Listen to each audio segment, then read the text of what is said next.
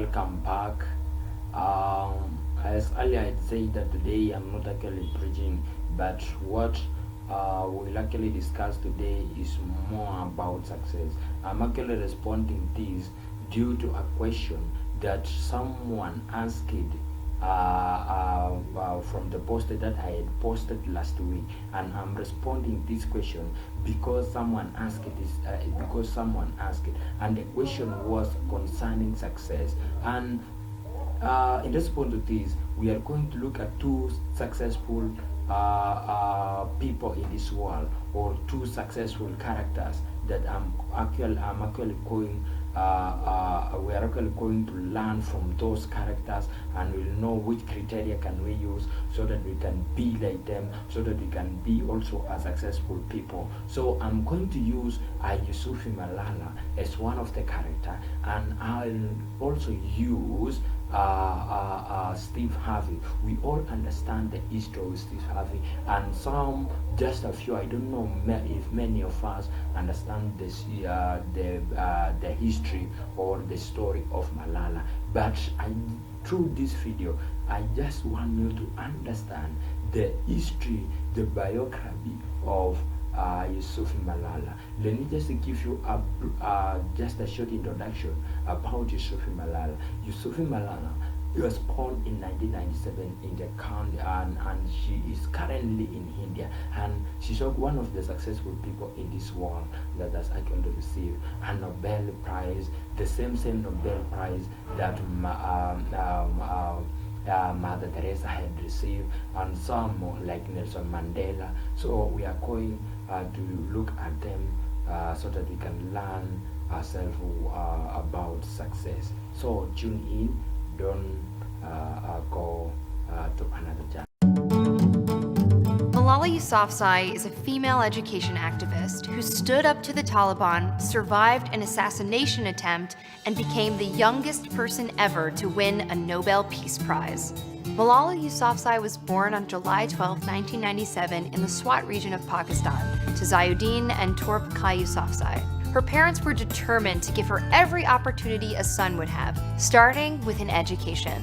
But then in 2007, when Malala was around 10 years old, her home, the Swat Valley, one of Pakistan's most beautiful regions, was taken over by the Taliban. Life under the Taliban was difficult, and women were discouraged from getting an education and even shopping at the local market.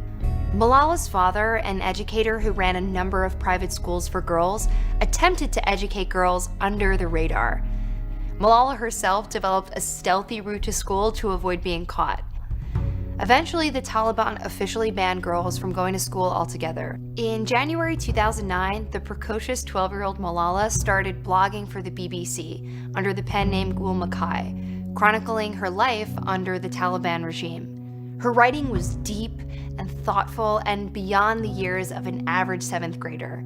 The New York Times made a short documentary about her, and she publicly campaigned for girls to go to school, winning Pakistan's first National Youth Peace Prize. But this put Malala in the limelight, sparking the Taliban to target her. And on October 9, 2012, Malala boarded the bus home from school. She had just finished a physics exam and was busy thinking about her Pakistani studies exam the next day when a masked gunman boarded the bus, asked for Malala by name, and shot her in the head, neck, and shoulder. She was just 15 years old. The bus driver rushed her straight to the hospital. She was in trouble. They airlifted her to a hospital in Peshawar, where they found the bullet was very close to her brain. It was causing her brain to swell, and they needed to get her to a more advanced hospital or she would die. The ruling family of the United Arab Emirates offered their private jet, which rushed her to a hospital in the UK. Meanwhile, the Taliban released a statement proudly proclaiming responsibility for shooting the girl who was promoting Western ideas in Swat. She arrived in the UK in critical condition and woke up a full week later. Her survival empowered her to continue her mission to expand education and promote peace.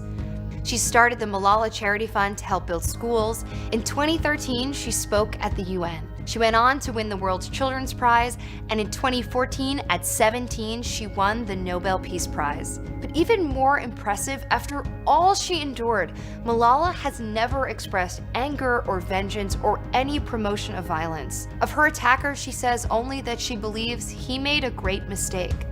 His goal was to silence her. But after enduring the shooting, she had no more fear, and she certainly had a lot more to say.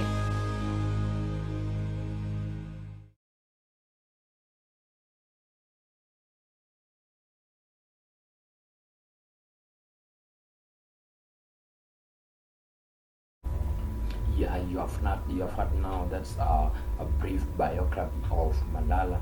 It's actually a very painful one, but remember that she fought for her rights until she finally reached her destination.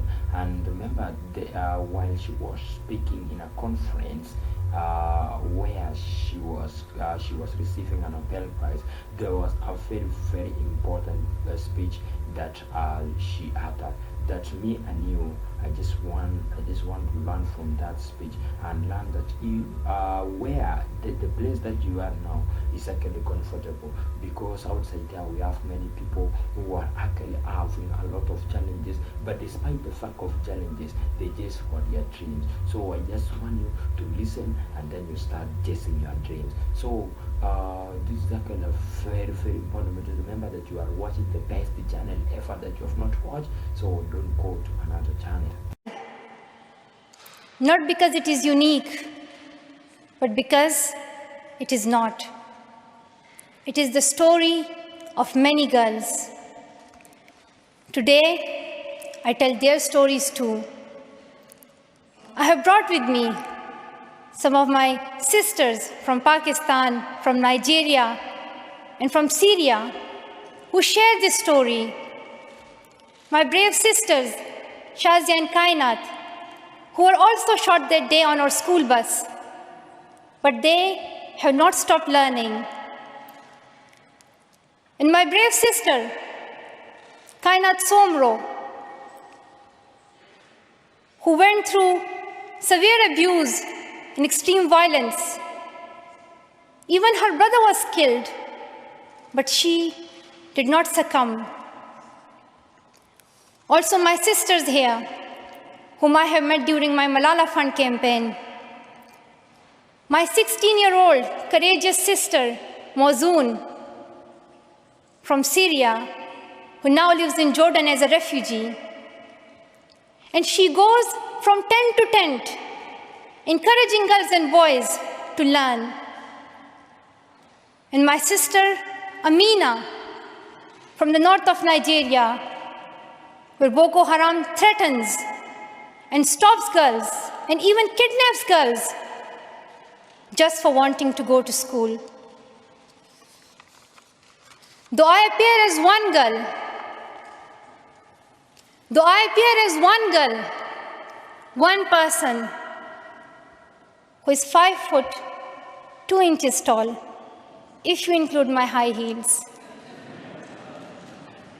It means I'm 5 foot only. I am not a lone voice. I'm not a lone voice. I am many. I am Malala, but I'm also Shazia. I'm Kainat.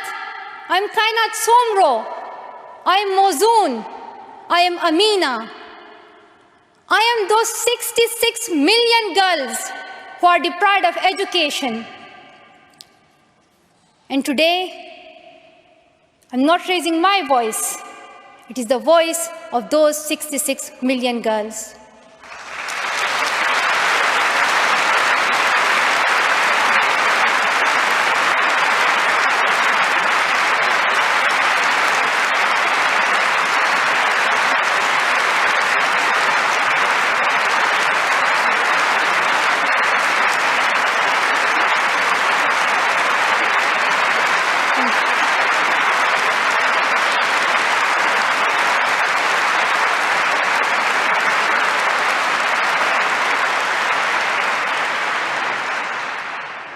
Sometimes people like to ask me, Why should girls go to school?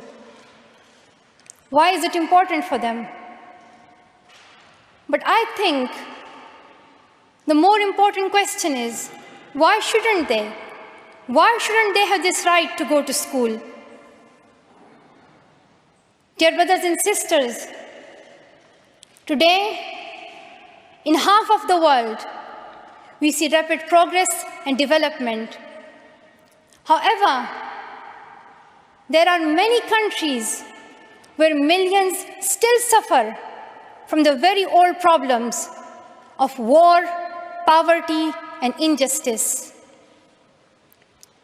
We still see conflicts in which innocent people lose their lives and children become orphans. We see many people becoming refugees in Syria, Gaza, and Iraq.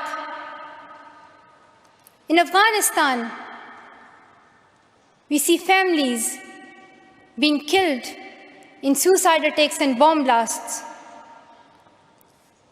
Many children in Africa do not have access to education because of poverty. And as I said, we still see girls who have no freedom to go to school in the north of Nigeria. Many children in countries like Pakistan and India, as Kailash Satyarthi mentioned, many children, especially in India and Pakistan, are deprived of their right to education because of social taboos, or they have been forced into child marriage or into child labor. One of my very good school friends, the same age as me, who has always been bold and confident girl, dreamed of becoming a doctor. But her dream remained a dream. At the age of 12, she was forced to get married. And then soon, she had a son. She had a child when she herself was a child, only 14. I know that she could have been a very good doctor. So I think the one who had asked you the question is now present. Your question is answered from the speech of Malala. And next time I come, I'll come up with a speech of Steve Harvey. Because of time, I can see time is not on my side. But next time, bro, a time like this, I like to share the speech of Steve Harvey. Remember, Steve Harvey was the very, very close friend of the former president of the United States of America. That is Donald Trump. Is not. I'm not talking about Biden or Barack Obama, but I'm talking about Donald Trump, who was actually the best friend of Steve Harvey. So next time I'll actually share speech of Steve Harvey. But don't forget to subscribe or the notification button, so that in case of any question you will ask, you send me via email.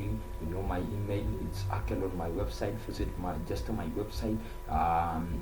You search Pastor Kennedy Kiptanuita and you'll actually get my website there. Post your question there and I'll reach out to you through YouTube and even in that site. Be blessed so much as you keep on watching this channel and you keep on subscribing, and you'll be actually blessed. May God bless you so much until we meet again, because this is actually a very, very important opportunity. So be blessed.